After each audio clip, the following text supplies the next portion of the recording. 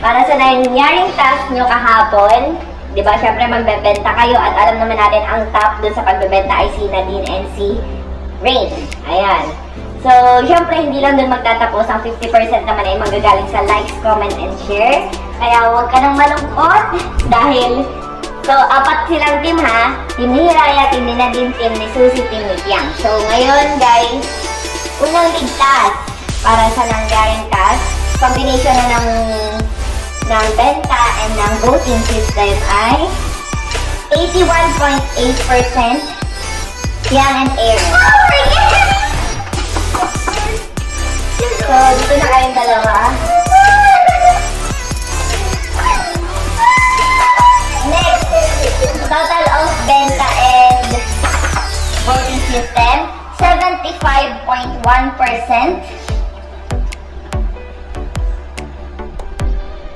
Nadine and Rain. Dito na kayong dalawa.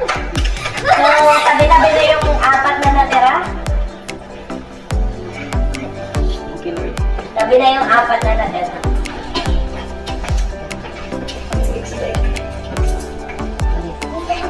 So, ang pagitan nyo lang dalawa ay 1.2%. So, kanino kaya ang mas lamang ng 1.2%? Team ba ni Hiraya or team ba ni Susie? Nakakilabot ako yung malibot ko. So, ayan. Total of 70.1%. Ibig sabihin kayo ang ligtas para sa today's election. Total pala ng 71.3%. Ayan. Isang 70.1, isang 71.3. So, tingin nyo, sino sa inyo yung 70% and 71%? So, anong feeling mo, Susie and Daniel, kung kayong dalawa ang mai-evict ngayong araw na to? Pinag-pray ka lang. Walang kasi nilay kasi para sa Ganun din po, kung para sa amin ito, kung para sa amin ito. Yun, nakagaling ko lang. So, kayo naman Hiraya and Kami?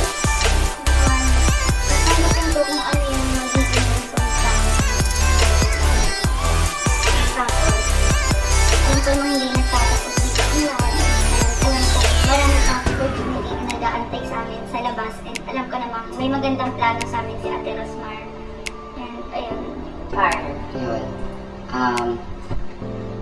Alam naman namin na sa amin ni Hiraya na pinagsikapan talaga namin yung best namin para makuha talaga yung score. And then yun, kung kami yung naman yung matatanggal, okay lang naman yun sa amin. Alam naman namin na yun nga, sabi ni Hiraya na... Yan. Hindi, sabi naman ni Hiraya na meron, if ito yung will talaga ni God para sa amin, ibibigay niya to dahil may plano siya para sa amin. So, ayan.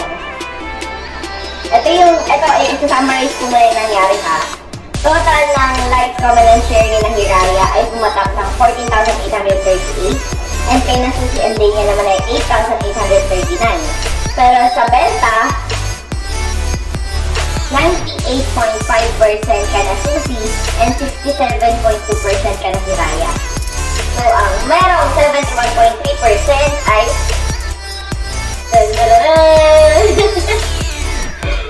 so, ang may total ng 71.3% ay si Daniel and Susie. So, ayan. Ang may i-beat ngayong araw. Yan. Okay lang yan. Yan. Ang may i-beat ngayong araw na to ay si Charles and Hiraya. Ayun. Ang pagitan nyo lang guys ay 1.2%.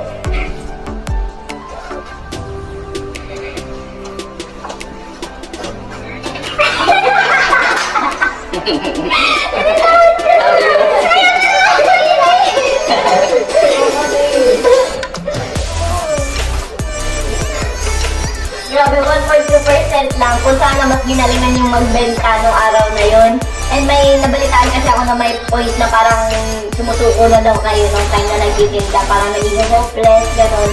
So sana mas finish pa ng konti. Baka nalamangan ng 1.2%. Pero syempre, that's life. Talagang nakatadhana. So, ayan. Tara na muna sa At Ocean. ocean party.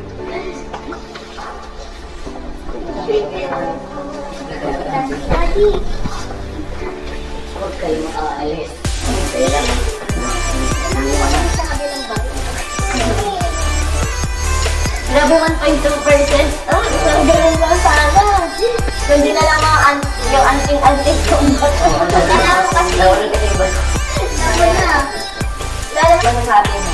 Ayun, thank you po at the smart opportunity na binigay niyo sa amin. So, sobrang saya yung experience mula day 1 hanggang ngayon. Sobrang the best talaga yung mga experience na pinaranas niyo po sa amin. And napaka-thankful po kami ngayon at sana marami pang blessings na dumating sa amin paglabas namin yun. And katulad ni Carl, ang dami ko ring na-experience and ayan, ang dami ko ring natutunang aral dito. Ang dami ko mga nakasamang tao, mga naging bagong kaibigan. And ayan, sobrang grateful ako na naging part ako ng Our Mansion. And sobrang grateful ako dahil isa ako sa mga napili ni Ate Ros. Thank you po. Thank you, Ate Ros. I'm Hiraya, ang charming dreamer ng Nabota City. And signing out, signing off, Sabi Chinito ng Santa Lola Luna.